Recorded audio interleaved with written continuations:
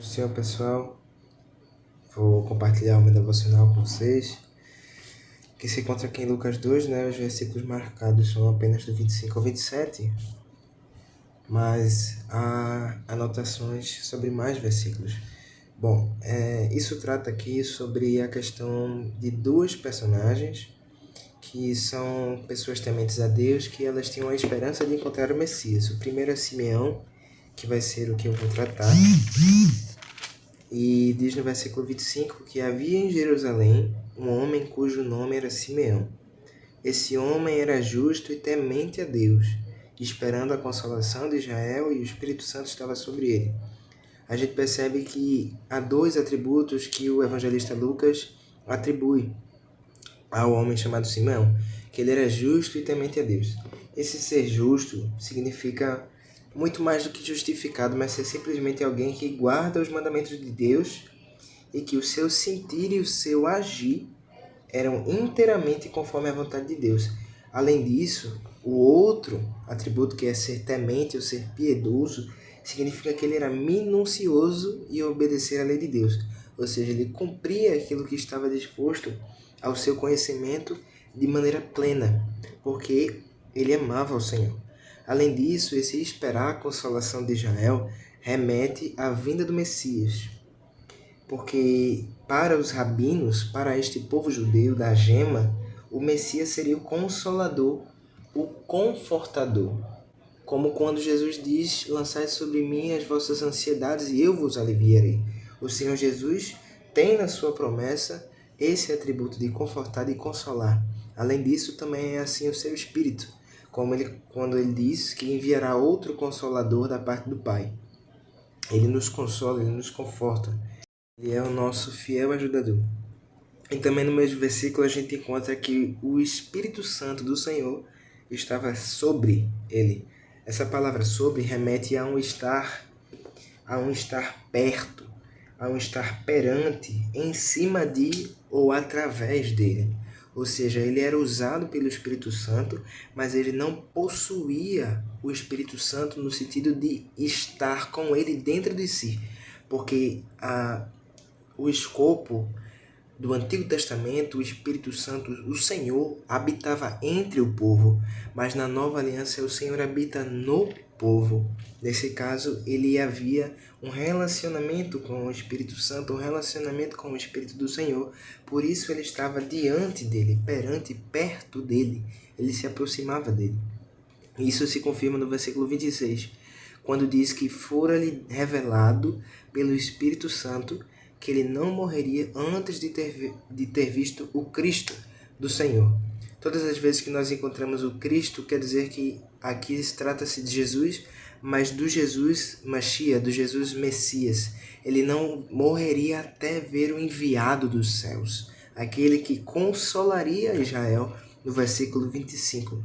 Ou seja, essa revelação significa que aquele estar perto de, no 25, é algo de relacionamento.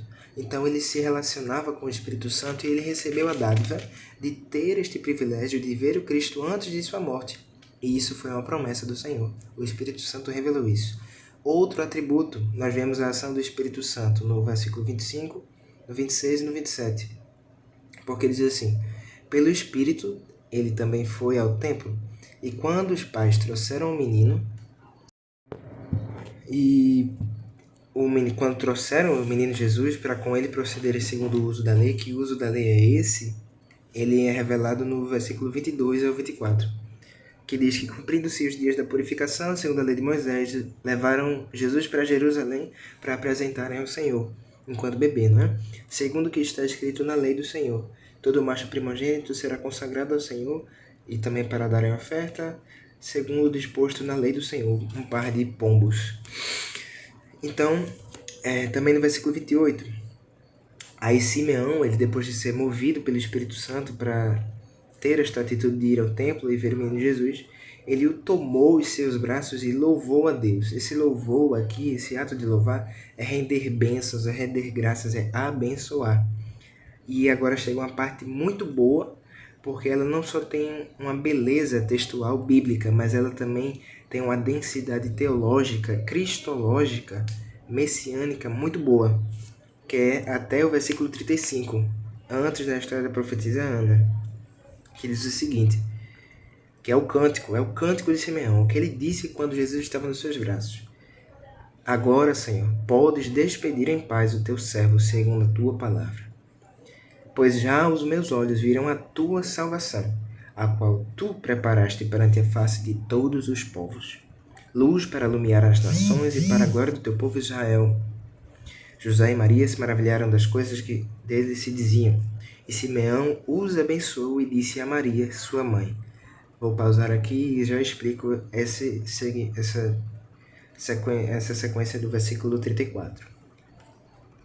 E no versículo 29, que é o começo do cântico dele, quando o Simeão diz, segundo a tua palavra, ele quer dizer algo que foi dito por viva voz. Ou seja, a informação da revelação, ela foi dita de maneira tão audível que a certeza dele não foi outra senão de saber que foi o próprio Senhor que tinha dado aquela profecia. Já no versículo 30, quando ele diz que viram a tua salvação, ele não quer dizer somente porque, sei lá, viu a salvação, está ali algo relacionado à salvação, mas ele estava confessando, compreendendo, digerindo a informação de que Jesus é o Cristo, o Salvador, que é aquele que tem a missão de salvar. Porque este salvação, que é o que Simeão viu, ele quer dizer aquele que salva, que traz salvação, ou por quem Deus executa a salvação. Porque o plano da salvação, ele é o plano primordial de Deus, não foi o plano B. Ele foi executado na cruz do Calvário através de Jesus Cristo, que é justamente o que Simeão reconheceu aqui nesta palavra. E o versículo 31, a qual tu preparaste perante a face de todos os povos, aqui esse preparar, ele tem um sentido muito interessante, porque ele faz referência a um costume oriental, um costume destas bandas da terra, deste lugar, que era de enviar pessoas para nivelarem a estrada antes que o rei passasse, para que essa estrada pudesse ser uma estrada boa de se passar. Ou seja, muito mais do que trazer salvação a todas as pessoas, o Senhor tornou este caminho um asfalto para que nós passássemos. Porque o caminho da salvação ele era muito mais árduo, muito mais pedregoso. É um caminho que não está liso, mas que está livre daquilo que foi tirado, que era o costume, a lei cerimonial, ritualística, civil. Agora essa separação foi separada. Agora o véu que separava o Santíssimo do lugar santo e do átrio e do lugar onde os gentios eram expostos foi unido em uma só pessoa que é Cristo. E é justamente isso que ele percebe aqui no versículo 31. E também no versículo 32, ele diz, luz para iluminar as nações e para a glória do teu povo Israel. Ou seja, a vinda do Messias, ela não só abrangeria o povo de Israel, mas ela também abrangeria as nações. E quando diz nações aqui, ela remete a gentios. Gentios, nós sabemos muito bem que são os não-judeus. Ou seja, essa linguagem assim, que está aqui na Revista Corrigida, ela quer dizer que Jesus, ele é luz para iluminar os judeus e os não-judeus. Por isso que nós estamos aqui falando do Senhor. E ele também quer dizer que essa luz é algo que está exposto à vista de todos, como diz no versículo. E também ele torna descoberto dos gentios, descoberto essa revelação, essa salvação. Agora não está mais coberto por um véu, já saiu. E é por isso que Jesus traz esperança para todos os povos, além de Israel. E isso também está relacionado ao que tem no versículo 34, que é perfeito, cara. É algo mais denso ainda, consegue ser mais denso que as outras coisas, porque o versículo 33, José e Maria, eles se maravilharam dessas palavras, e o diálogo do versículo 34 é um diálogo pessoal de Simeão com Maria, Porque imaginemos, não é? O nosso filho já tem a missão de ser pregado numa cruz. Bom seria que nós tivéssemos antecipação para que a nossa dor não fosse um instrumento de atrapalho na obra redentora e nem algo que fosse pior por surpresa, porque Jesus sempre deu os sinais de que ele tinha uma missão maior, desde antes que ele pudesse gesticular, que ele pudesse falar, ele usava pessoas para isso, como é o caso de Simeão e de Ana. Então, ele diz que ele é posto para a queda e elevação de muitos, e em Israel. E também para sinal que é contraditado. Esse contraditado, ele quer dizer que este Jesus, muitos vão se opor a ele.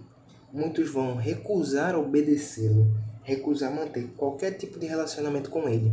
Ou seja, ele vai vir, ele vai fazer não por sua vontade, mas a sua presença vai tornar aqueles corações manifestos. É como quando o Senhor Jesus diz lá no diálogo com Nicodemos, que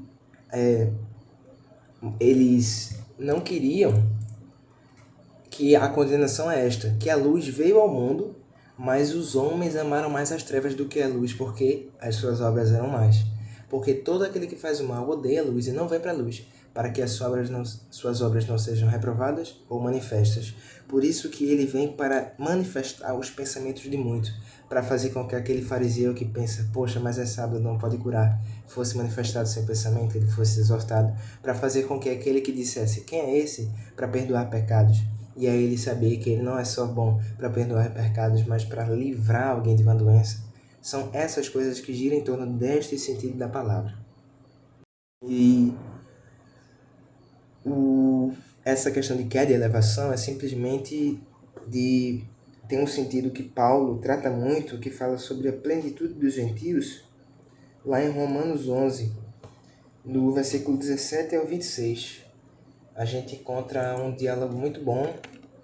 Não é um diálogo, mas é um texto muito bom, porque ele fala justamente desta coisa de, beleza, o Senhor vai iluminar as nações e vai ser a glória dos judeus também. Mas essa glória dos judeus, os judeus eles ficaram escanteados, não porque o Senhor os deixou de lado para levar os gentios, mas porque o simples fato do Senhor querer se apresentar aos gentios foi uma ferramenta que trouxe algo que desagradou aos judeus, porque aqueles que estavam na oliveira verdadeira foram quebrados e agora nós fomos enxertados nela. E Paulo fala muito sobre isso. O modo com que a conversão acontecia era um modo que as nações vinham para Israel. E o povo judeu estranhou quando o Senhor mudou essa rota e fez com que Israel fosse até as nações. Para eles não fazia sentido uma grande comissão, um evangelismo de ir daqui para Samaria. Não fazia nenhum sentido. Mas Paulo diz lá em Romanos 11, versículo 17. Se alguns dos ramos que foram a Israel foram quebrados, e tu, sendo oliveira brava, fosse enxertado no lugar deles, e feito participante da raiz e da seiva da oliveira, não te glories contra os ramos que foram a Israel. E se contra eles te gloriares, não és tu que sustentas a raiz, mas a raiz a ti. Dirás, pois, os ramos foram quebrados para que eu fosse enxertado. Tá bem, pela sua incredulidade foram quebrados, mas tu estás em pé pela fé. Então não te ensoberbeças, mas teme. Porque, se Deus não poupou os ramos naturais, que eram os judeus, o povo escolhido do Senhor, teme que não te poupe a ti também. Considera, pois, a bondade e a severidade de Deus. Para com os que caíram, severidade, mas para contigo, benignidade. Se permaneceres na sua benignidade, mas de outra maneira também tu serás cortado. E também eles, se não permanecerem na incredulidade, serão enxertados, porque poderoso é Deus para os tornar a enxertar. Porque se tu foste cortado da natural oliveira brava e contra a natureza, enxertado na boa oliveira, quanto mais esses que são naturais, da origem, serão enxertados na sua própria oliveira. Porque não quero, irmãos, essa parte é o clímax. Não quero, irmãos, que ignoreis este segredo. Que o endurecimento veio em parte sobre Israel. O endurecimento veio em parte. Nem todos foram para a queda. Alguns foram para a elevação, ainda que a maioria dos elevados fossem nós que fomos enxertados na oliveira verdadeira. Estes foram quebrados, eles caíram, seus pensamentos foram manifestos. Mas veio em parte, até que a plenitude dos gentios haja entrado. O que é isso? É justamente o que ele quer dizer aqui. É o momento em que a esperança de salvação abrange todo o planeta Terra, porque o Jesus ele veio para salvar a todos, mas nem todos quiseram a sua salvação, conforme lido em João 3. Ele veio para o que era seu, mas os seus não o quiseram. E que são justamente os amos originais. E assim todo Israel será salvo. Como está escrito, de Sião virá o libertador e desviará de Jacó as impiedades. Todo Israel será salvo, eles serão reconciliados de uma maneira ou de outra com o Senhor. E isto já tem um sentido escatológico, é coisa de Apocalipse. E outras observações, por exemplo, é que Simeão, confirmações de sua plenitude de ser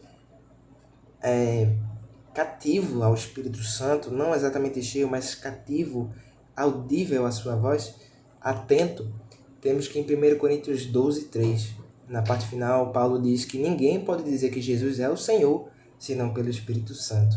Então a gente confirma o diálogo do Pai com o Filho e com o Espírito, porque o Filho estava ali, o Pai mandou o Espírito e o Espírito testificou que Jesus é o Senhor.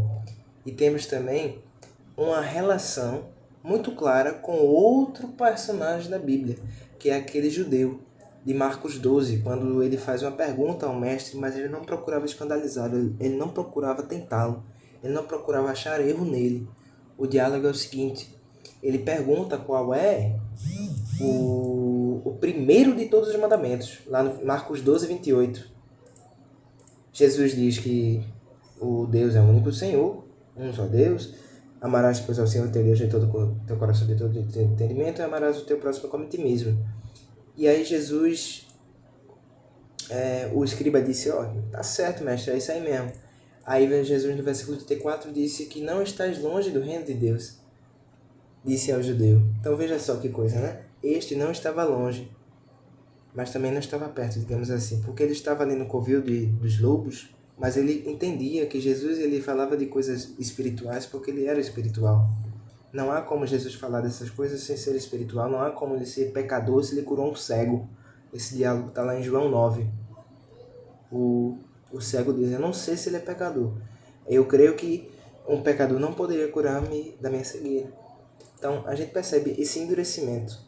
Ele veio para amolecer o coração dos gentios, não para que endurecesse os judeus. Então é isso, Jesus ele veio trazer inquietude ao inferno. Desde criança ele já estava incomodando Satanás, graças a Deus. E foi bênção. Amém, Senhor devocional, Deus abençoe, vamos para frente.